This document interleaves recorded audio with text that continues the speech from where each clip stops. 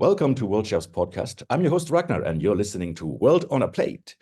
In previous episode, number 78, we spoke to Franklin Becker about his engagement for Autism Speaks.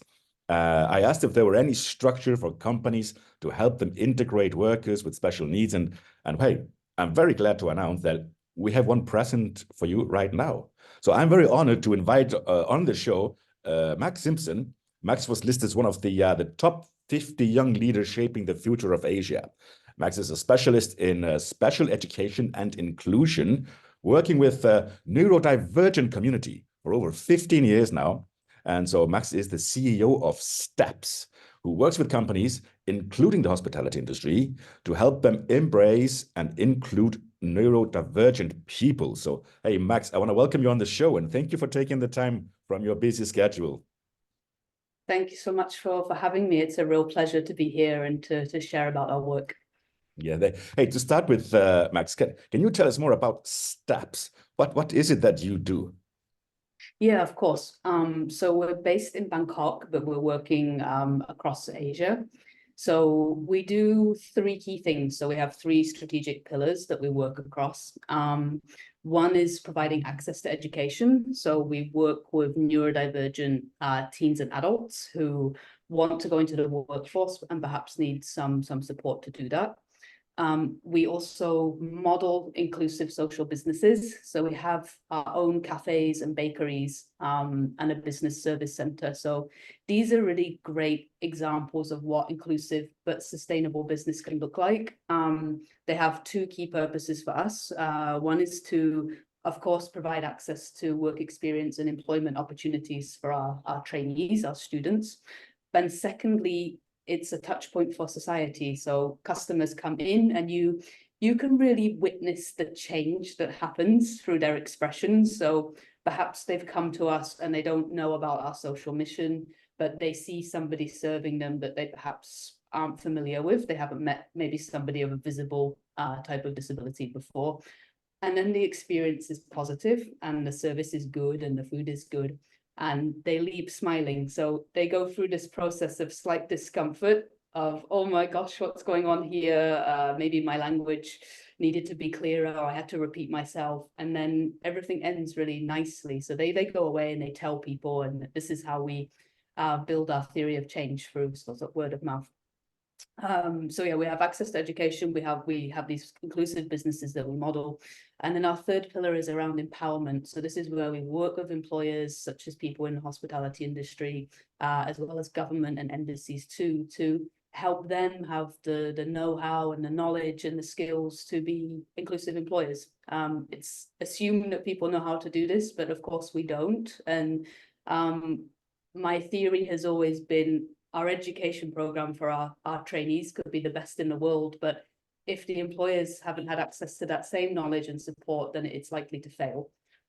So this is really our sort of unique way of working across an ecosystem of all the different stakeholders to try and move this issue forward, because we just, here in Thailand specifically, there's at least 500,000 people who are registered disabled but unemployed and willing to work, and realistically that number is much higher, and globally it's high. The unemployment rates are really, really high for this population, and for us at least, we consider it this huge untapped talent pool that employers aren't quite realizing yet.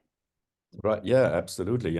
I mentioned in my introduction our interview with Franklin Becker, who has been very active to speak for autism, as his son is autistic. It was a very touchy interview.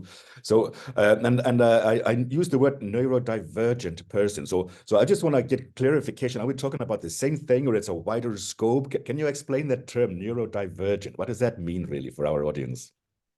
Yes, of course. And, language is one of the barriers that sort of prevents people from engaging with our community. So it's super important that we break that one down. So neurodiversity is the sort of new perspective that we all function differently. We all have unique strengths and challenges, right? If somebody is neurodivergent, then it's usually that they will have a different brain processing than what would be considered typical. and you will hear labels such as autism, ADHD, dyslexia associated sometimes with neurodivergent. And then on the other side of that, you have neurotypical, so an individual who perhaps doesn't have a neurological condition, which is the majority of people. So I hope that helps. It is a bit tricky, and language changes all the time, which is hard. We tend to try and use the most commonly accepted terminology from the community themselves. And of course, like with any mass group of people, there is a difference in opinion sometimes, but this tends to be the most widely used. And we see lots of governments and sort of UN agencies now embracing this language too. Right, right. And as you say, language changes and perception change. And you've been working on this topic for like 15 years, if I'm correct. Do you see a change in perception from companies, from people who work with the neurodivergent people, if I use that expression, or corporates embracing them? Yeah. You got it. Globally, yes, I think there is a shift. In Southeast Asia specifically, I think we're still at the early stages of that journey, especially when we look at people with disabilities or people who are neurodivergent. Sort of legislation, awareness, infrastructure, education systems, they aren't quite yet where they need to be to promote and sustain an inclusive environment. Globally, we've seen lots of work to date on gender. That's been a big global push, right? And in some areas, that's been tricky because in regions like Thailand, there isn't so much of a gender disparity. We see much higher percentage of women in management than we do elsewhere in the world. But imagine you're an MNC and you've got a global mandate to say you need to improve metrics around women in management, but you've already achieved it. It doesn't fit the local context sometimes. So same for LGBTQIA+. We see that being a focus more and more now. We still have countries in this region that it's illegal to identify as that. So it's still just a little bit hit and miss, I think. And disability is so often the forgotten element of inclusion, and then neurodivergence is the sort of forgotten group under the umbrella of disability. So it's slow, I would say, but it is starting to happen. And in different places in the world, there's all different types of government initiatives to support this, and there's quota systems and there's incentives for companies to hire. But I think, if we're all honest with ourselves, there's a lot of bias, both conscious and unconscious still. And for me, at least, I think a lot of it stems back to our own personal education experiences. If people have not been included in education, then we've not had that opportunity to engage with somebody who's different and learn what the value of that difference is. And then we grow up to be adults, so we also don't know about that. Right. And that's really what I see a lot at the moment. There's a real want for companies to do it. They just completely are, reliant on somebody else to bring the know-how. In more developed countries, that is the government, or you've got large organizations like Autism Speaks. But here, that's just very, very new. So I think we're still at that very sort of low-hanging fruits, corporate social responsibility angle is still pretty much the case, with just a couple of leaders emerging at the moment. Yeah. Because I mean, so I guess so you say you have companies that come to you, but they don't know how to manage, and so they need your assistance. Are you also actively going to companies trying to pitch them? Sorry to use the word, but Yeah. to convince them. What is the reaction? Is it hard to get through? Is it you get rejections? Really, sort of. What sort of rejection would you receive? There's no such thing as rejection, there's an opportunity. But no, I mean, at this stage, we've been fortunate enough that it's still very niche here, but those who want it can find us easily. So we haven't had to go out and do any cold pitching. But I would say that when we have been invited in to pitch, there's often a disparity in the readiness, the resources available, the time commitment and budget. We don't yet really see here yet people whose full-time job is diversity, equity and inclusion. it's usually an additional responsibility on top of the other 25 things they do each day. So I often compare it to, and very sort of relevant for the hospitality industry, is sustainability. 20 years ago, forget it, right? People were really not leaders of this movement, or not really willing to do what needs to be done. And today, most large hospitality companies have a dedicated sustainability leader, officer, or all different levels going down, and it's totally embedded. And I think that this is where this sort of movement will go to. It's just that we're a little bit behind. But if you sort of mapped how sustainability moved over the past 20 years, we've probably got 10 or 15 years to go with DEI. Yeah, that's a really good point. And you actually mentioned something else. I mean, we work a lot on sustainability, and we have a special program that reaches out to young kids, 8-year-old, 10-year-old, 12-year-old. We sort of figured, like when I was young, we would have people talking about smoking is unhealthy. And this is like 40 years back, because parents wouldn't talk about that. Cool. Parents were smoking in the car or the airplanes, right? So we thought, like, in our day and age, if we reach the children, they were going to be spokespeople for sustainability. And so so similarly, you said, like, if as children we are not in touch with neurodivergent people, then we are not going to understand it when we're adults. So maybe that starts with the educating children and being surrounded by people of diverse. I think it's very true. I think equally, I do see that there's sometimes a focus on doing that, and it's used as an excuse to not action things yourself. Yes, we should be creating inclusive education systems and using our knowledge as professionals to go into schools, but equally we need to be finding ways to do actionable stuff ourselves, and not just, oh, it's okay, the next generation will fix this. Very common sustainability movement, like, we'll be fine, but those guys, they'll care about it more. They're younger, their world. Absolutely. I mean, you mentioned, yeah, people are not, they don't have a dedicated task force. They might think this as, they don't have the budget. So they might think there is a certain burden on their organization to include people with special needs. They would have special needs. So what do you say to that? What are the potential benefits for a company to actually be more inclusive? Yeah, great question. And yeah, that attitude is something we experience quite often. I think change is often met with resistance, and we have to treat this like a change management project. You're trying to shift perceptions, attitudes, and knowledge to get people ready for this. So we have a lot of research that's predominantly from the West that's showing that benefits include, increased innovation, reduced attrition, increased morale, and some interesting data coming out on benefits to the bottom line. So there are now tangible returns on investment. I think Boston Consulting Group put that at 19%.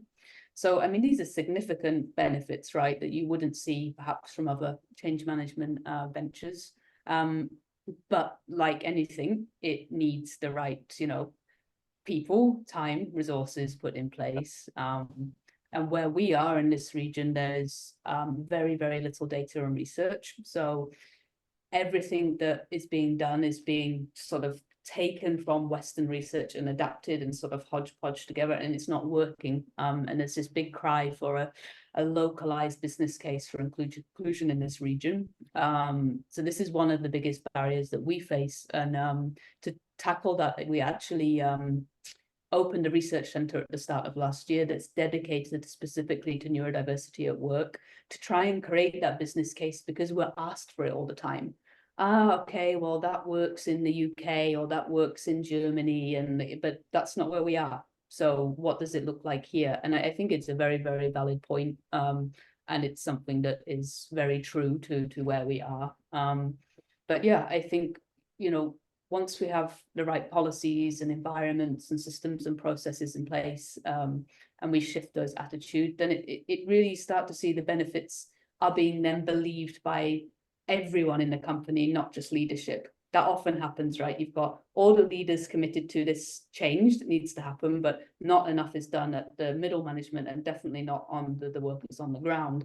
And they just see it as another thing they have to do. Like, why would I have to do this? This is a headache. And it is, they do find it burdensome. And some of the previous work we've done has shown that HR actually are quite often the most resistant to inclusive employment. Right. And yet they are one of the key players. teams to be involved in this process. But it when we do sort of, because we have a research center, we're often running focus groups and stakeholder interviews and roundtable discussions, and some of the data we found has really shown that they resent it because they've been sort of dumped with the responsibility of inclusive recruitment without any training, knowledge, support from senior management. And I think we can all, as leaders, admit to having done that from time to time. Something difficult. I don't quite have time to get into it myself, but HR's got it, that they'll be fine. And they're really, really sensitive to the failings that have happened when they have recruited people who identify as disabled or neurodivergent, and it's not been successful. They take those hits really to heart, and that's totally understandable, right? So that was really meaningful for us to find out, because we could then target this sort of consultancy and the implementation we do with them really on building up their self-esteem, their confidence in the topic, giving them really clear tools that they can use, that they don't need us to be there for. And then as we measured the change over time, we really saw them moving towards becoming leaders of the topic. So going from, the most negative towards it to becoming leaders. So it just shows that it's really, really the knowledge gap is significant for all the reasons we've already touched on. Media representation also plays into this. I mean, you see much better things happening again in the West, but here we still sort of have disability positioned as something that's less than, you look down on it, it's needy, you need to help. So it's not helping to change that mindset when it gets to the workforce. People still see it as corporate social responsibility and not a talent pool that we want to engage with. Interesting. That's interesting. Because you mentioned, so you talk about talent pool that we have, and a large amount of people that are unemployed and do not feel as they are usual subjects of society. But at the same time, no secret, the hospitality industry, which is the largest employer in the world, has a huge lack for skilled workforce. And you have worked with hospitality industry, and you have your own social coffee shop that actually is a great example that you walk the walk and you are putting into practice. But back to the hospitality, and this is for our listeners here who come from hospitality. So what has been the feedback? What have been the success stories or the challenges that and what sort of roles typically been able to insert people with neurodivergent? Yeah, this is really interesting to talk about. So we have a long-term partnership with IHG Hotels and Resorts. So we're working with them specifically in this region at the moment. And at the beginning of last year, we started a pilot project where we worked with 5 of their hotels in Thailand to get them to be disability inclusive ready. So this was actually very successful for a couple of reasons. One, because of the labor shortage, they had a business reason to be doing this. It's not to meet a quota, it's not to do the right thing, it's because they needed people, and they had never thought about this population in that way before, because they didn't realize how many people there were and how many needed work. So they came to us after seeing us present somewhere and said, like, wow, like, we had no idea there's this many people. We need people, what can we do? We've done these things in the past and it's not been as successful as we liked. And they were really good at understanding that recruitment is the last stage. So there was 8 months of work that happened before they started recruiting. So this process really works around understanding the current attitudes and perceptions around disability and neurodivergence from employees. We look at the workplace as a whole and identify ways that we can make it more accessible. And a lot of the time people get stuck on lifts and ramps and those physical accessibility features, but in some of their older properties, that wasn't always possible to make those changes, as I think we see in many countries. So it's also okay to focus on invisible disabilities or other types. You know, you don't have to be doing it all for everybody all the time. But I think that was important for them to realize. And the other sort of significant things that we've found, both with working with them and with other organizations, is there tends to be a much higher prevalence of neurodivergence in a company than the company is aware of, because people don't disclose it because of the lack of psychological safety. So I think this is very similar with the mental health movement. People don't talk about this. Why would you? What are the benefits going to be?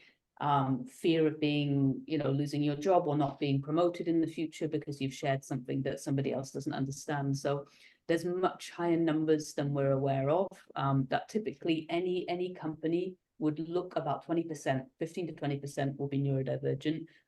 In some industries, that's slightly higher. But this was really helpful for them to realize that actually we have people here already. So whilst we do need to increase our workforce because we have labor needs, actually we have a service to provide for the existing employees too. So we work with them to first identify departments and roles where we're likely to have success.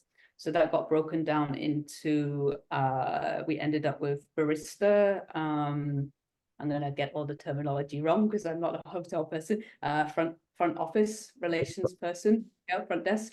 And then also a server in any of the restaurants. So these are the sort of three roles we found to be the most realistic, accessible, flexible.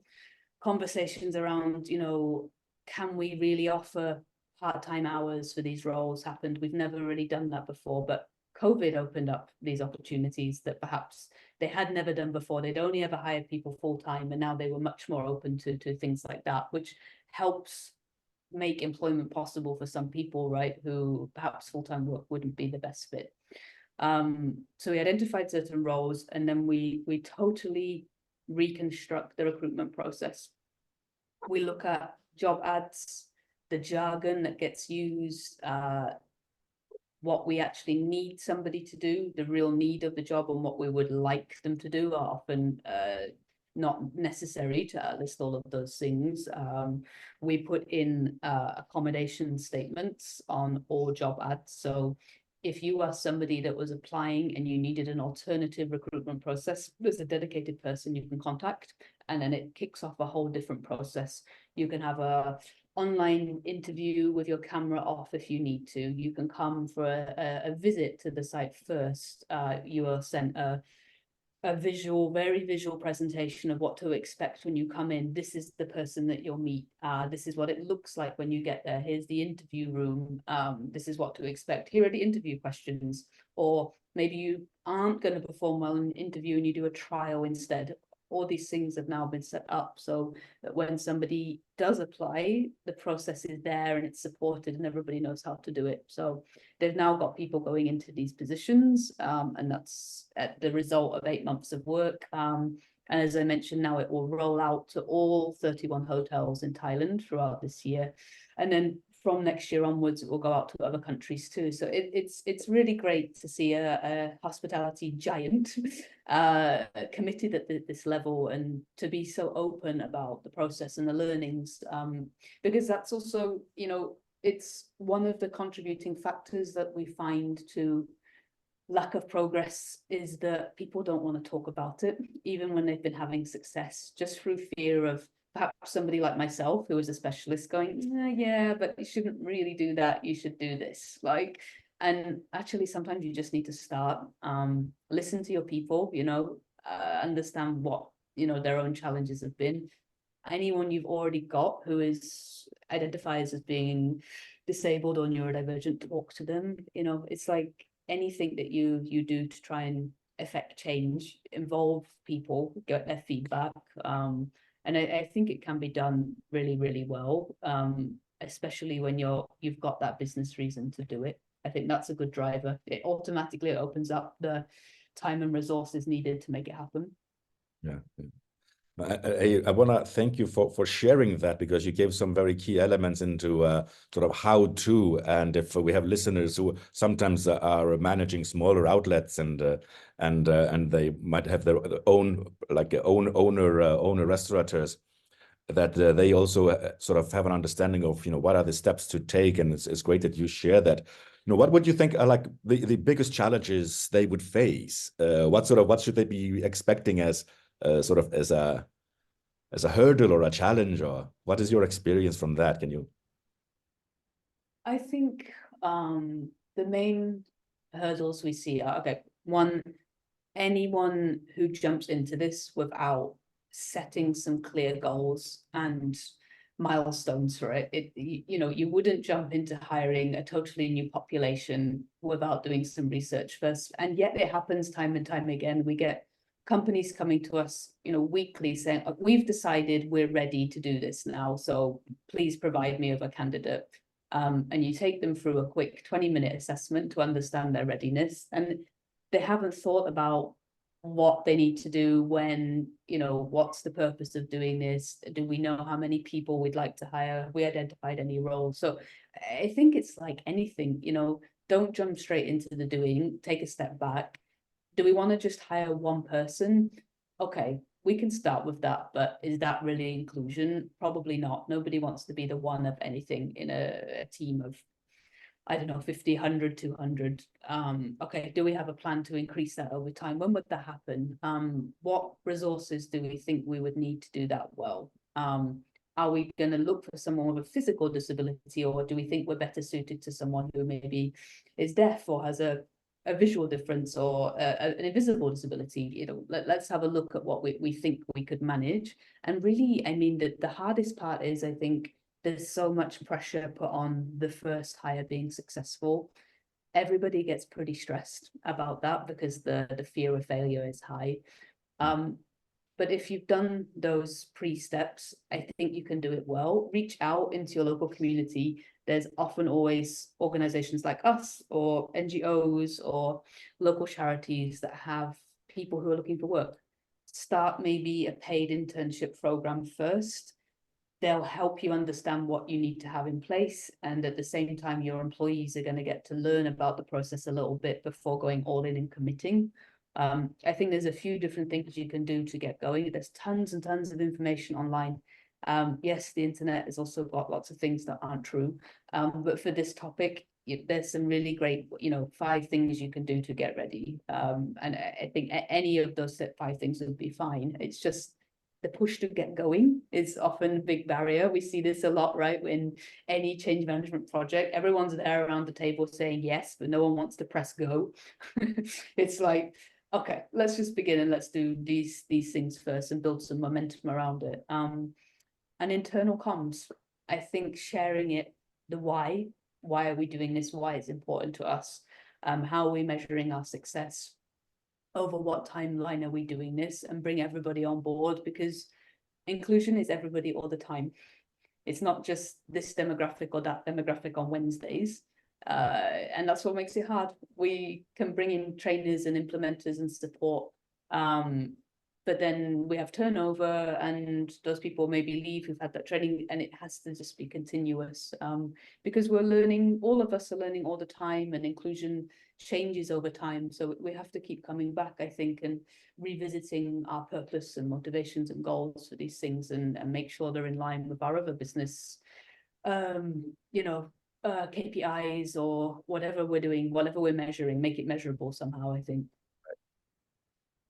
Now that's really interesting what you say, and I sort of resonates with my discussion with Franklin Becker at the time, because we're talking about, well, hospitality, yes, but the kitchen can be and in the past sort of quite a masculine, rough environment, and there's been a lot of talk lately of how we need to change culture and management and leadership, how to inspire young people to be a part of our profession. And one of the things that Franklin mentioned is that, when you have that sort of internal buy-in, and you mentioned how important it is to have internal buy-in, that everybody understands why, and is open their chakra, in a sense, they're open to it, to receive that.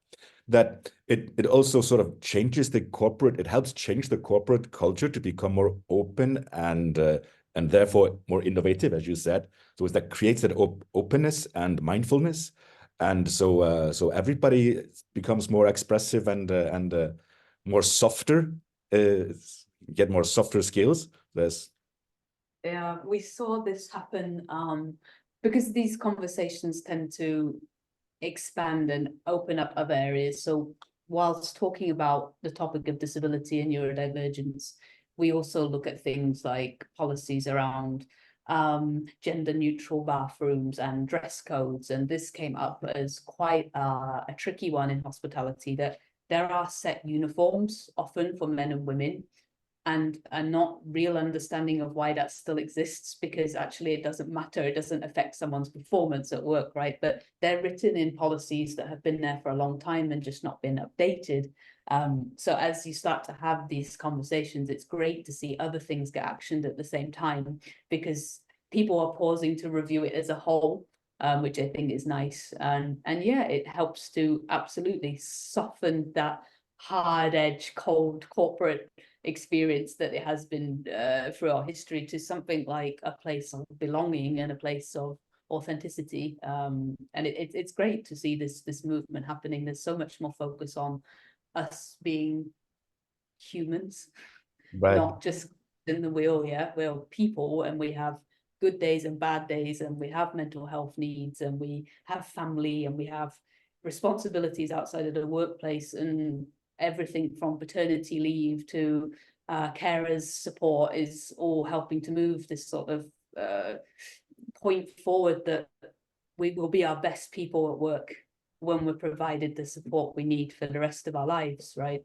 For the other parts of our lives and ongoing. And I think one area that comes up a lot for us is that we're talking about moving people into employment.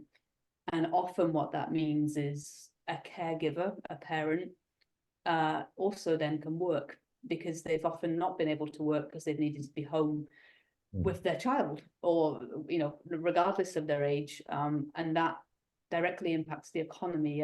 The minute you employ a person with a disability, you're often also enabling a carer or a parent to also work too. And then we have lots of parents who are in our workplaces that will have neurodivergent children at home, and maybe they've never raised it. So initiatives like this bring all of this out, and it's so interesting to see how it affects that sort of longer term change. Yeah, I love how you talked about the sort of change in the corporate harshness. It's very true. And yes, I've been in lots of loud, noisy, male dominated kitchens, and it can be quite overwhelming. Yeah, it's good to see that it's changing.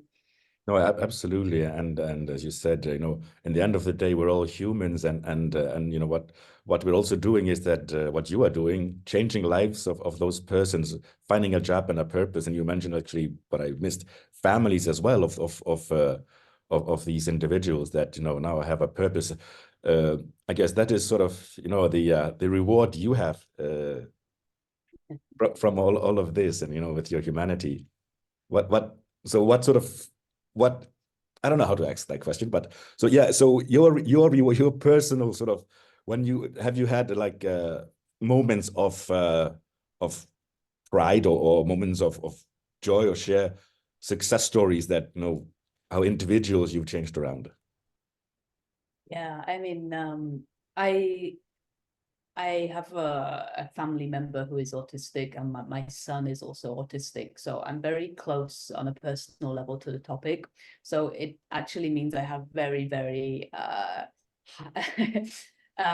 difficult milestones for myself to reach, because I really expect the most of what STEPS achieves. But I mean, for a long time, we worked directly with providing access to education. This is how we started. And I think, through intention, we now do that. We also challenge the idea of employment equity across the ecosystem. So every time I talk with another employer and get them to experience what we know. So STEPS directly benefits from being an inclusive employer. And a lot of our innovation and success is because we have a diverse team. Now, I can advocate for that all day long, but until people live and experience it for themselves and believe it, that's the magic that I do this for, because when they believe it, they become the inclusion champions and the allies that we need to do this on a bigger scale. So it's those moments, just as much as the individual successes we see with some of our trainees, which are huge, like, you know, everything from traveling independently for the first time, working with an accommodation that you know you need, like noise cancelling headsets, and being brave enough to do that. All of those things, I'm so privileged to get to see that happen every day. But I really, truly love to see it when companies take it on and do it well, because that's how we will have systemic change, and we will move all of these people who are worthy of employment and can add value to our companies out of unemployment. And in turn, in many countries, that helps government. You know, I read a report last year that says in the UK, a person with autism who is not employed costs the government £1 million throughout their lifetime, because they are drawing benefits from the state. Okay, I work somewhere where there are no benefits from the state, so it's irrelevant at this stage, but there's a real need, right, from government and business to drive this forward. So yeah, sorry, I talk about this a lot, so I get really sort of chatty and passionate about it. But yeah, I live for those change moments. So you see the light bulb go on with someone else and they go, right, we've got this, let us go. And they start to hire and it's successful. Yeah, and you even like you opened up another door there, is when you say that that governments have a direct benefit of being involved. We represent chef associations around the world, and so maybe individual chefs do not have access to government and put pressure on governments, but we work for the National Chef Association in 100 countries. So here's a little sort of throwing a bone to our members listening, that, you know, they actually have that impact of talking to government institutions and being a part of that development in our industry. So it could be an industry, country industry-based movement. So there you go. Yeah, I've just put the word out there to our members now. Yes, do it. And one thing Good. I really strongly advocate for with you is that there needs to be more paid internships happening. I see lots of unpaid stuff happen in hospitality industry that just doesn't give people the value they deserve. So if I know it's hard, and I know we're still recovering from COVID, but if we want good quality people, let's try and find a way to pay them for their time, because the investment pays off, right? And I think especially for this population, they often just need the opportunity to demonstrate their skills. And the best way for them to do that is on the job most often. So, you know, it doesn't have to be a full salary always if that's not possible, but just something. I think this would really help to build a stronger ecosystem of moving people into meaningful and needed employment. Absolutely. It's a very good point as well. Our industry is not known for paying so well, but that's another pressure point that we have to start to invest in our people, because it's a people business. And that's a little word to the funding investors of real estate, that where the operations are taking place. It's another debate. Absolutely. So I'll leave you to take that one on. Exactly. So Max, it's been a real pleasure to have you, and thank you for sharing that. Is a very moving discussion we had. I really love to have you here today, and I'm sure with our audience, hopefully opening minds of many people, and yeah, creating action that they can take action. So I want to thank you for the time and opportunity.